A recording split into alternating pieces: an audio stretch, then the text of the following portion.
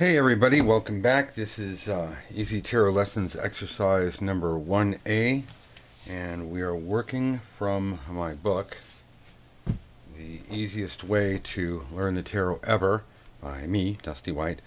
Look, even the Golden Dawn says, best book ever written on the tarot. Yay. Wonderful student reviews. It's a workbook. You know, you're supposed to actually use it.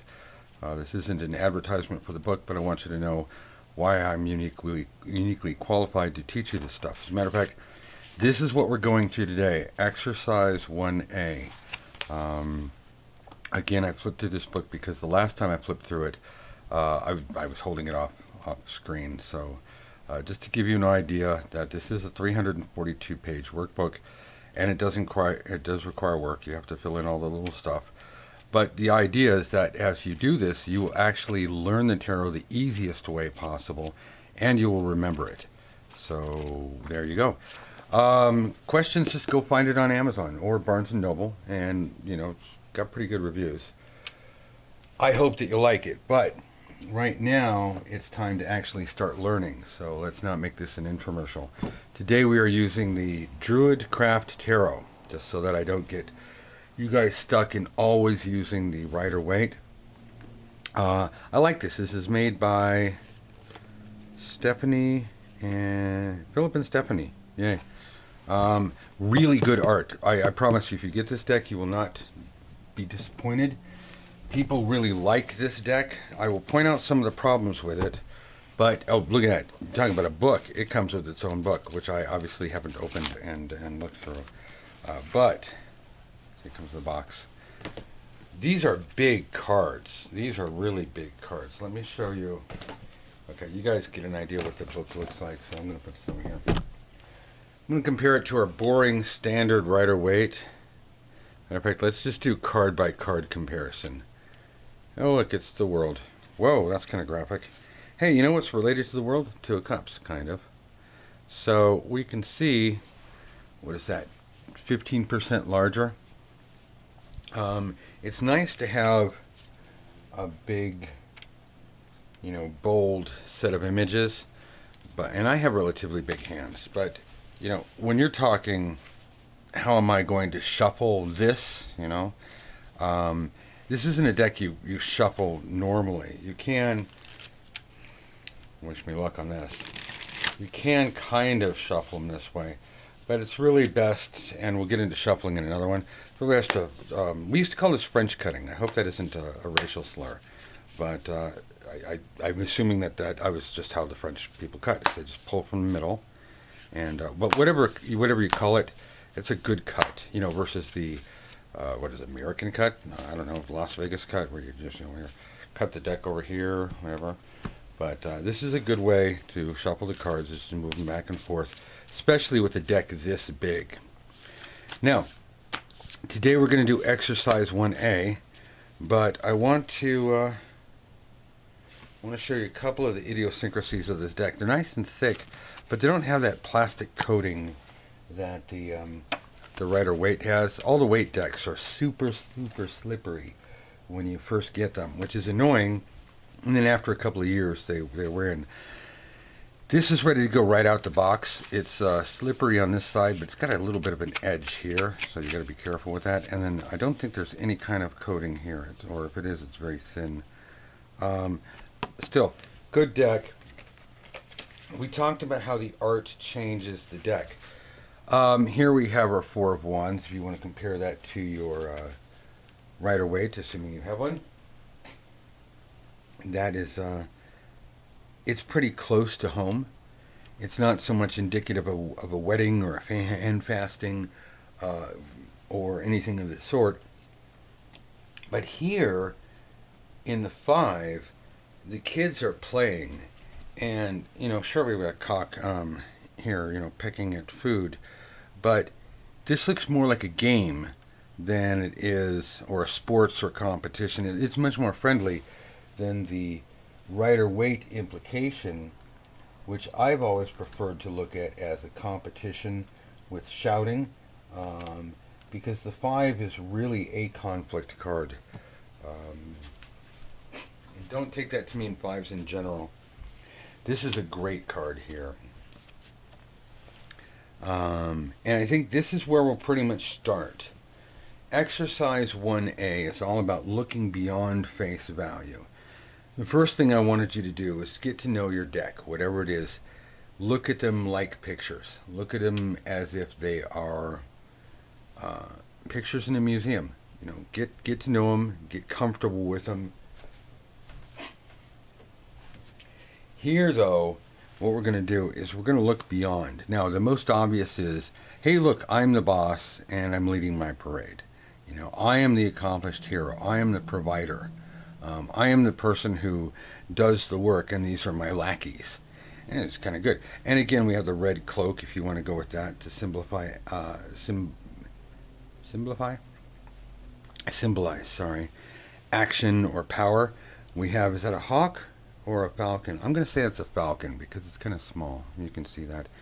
Otherwise, you can go online and you can get pictures of these cards if you want to stare at them all day. And this is all nice, you know, the whole pseudo-Celtic font that they use. But let's look beyond that, and that's the essence of exercise 1A. Because when you're giving a reading, and this is why there's a method to my madness, this is why I teach you the way I do. When you're giving a reading, it's not like every card will always have the same meaning. Cards need to morph, they need to blend, they need to work together. We will cover all of this. But for right now, even in a one-card reading, you need to be able to answer a question, and sometimes the card something will be more important than others. So this could be going out hunting. This could be leading a parade. This could be enjoying exercise outdoors, you know. The cards could be saying, get out, get away from the damn video game, go out and play. This could be an alpha male that this is pointing to. What's my daughter's boyfriend like? He's an alpha male. Or he may be one of the lackeys. This could show victory over your enemies. What are those, pheasants? Poor pheasants. Well, you know, if you're on our side. So let me give you another one. Here we have a man who is presumably holding off enemies. All right, so what does this mean? Well, the card could mean I'm holding off my enemies, or it could mean I'm standing my ground, or it could be I'm successfully defending my position, or you could be the guys coming up here. And again, how do we know? It's because the situation will tell us. So when we're in when we're just doing the exercises, it's okay for the exercises to allow for generic interpretation. We don't need to have a set answer for every card. We want to take a look at it. In this case, we have the Queen of Pentacles. Now, you know my feelings on this. Throughout history, the Pentacles, or what we call Pentacles, there are four suits: coins, staves, help me with this, cups, and swords. These were the hallmarks of society. You know, somebody had a sword, and we could go into the caste system. We had the warrior caste, the priest caste, the merchant caste, and the undesirables. Now here, I want you to think coins instead of pentacles, because we don't have fire, earth, air, and pentacles, or more specifically, fire, pentacles, earth, and water. Pentacles represent coins, which represent the earth element. So this is the Queen of Earth, not the Queen of Wicca, or the Queen of Witches, or whatever we want to ascribe pentacles to. And we have our little bunny, not so much fertile, but more of a natural rabbit. Here, again, the art changes. Why does she have her foot on a rock? Well, I suppose I would probably have to read this book that I've already put away. But what I want you to do is look first at the images. You can look at what the author says later, But let's definitely look at the images. This is a particularly good Ten of Wands. I like it because he's old and he's doing his thing. He's come a long way. This doesn't show where he's going. It shows that he's come a long way. He spent a lot of time doing it, and he's reaching the end of his journey, or maybe he's continuing. It's actually left up to us at this point. Let me take a look at this guy. He seems to be doing pretty well. He's tired, but he's hanging in there.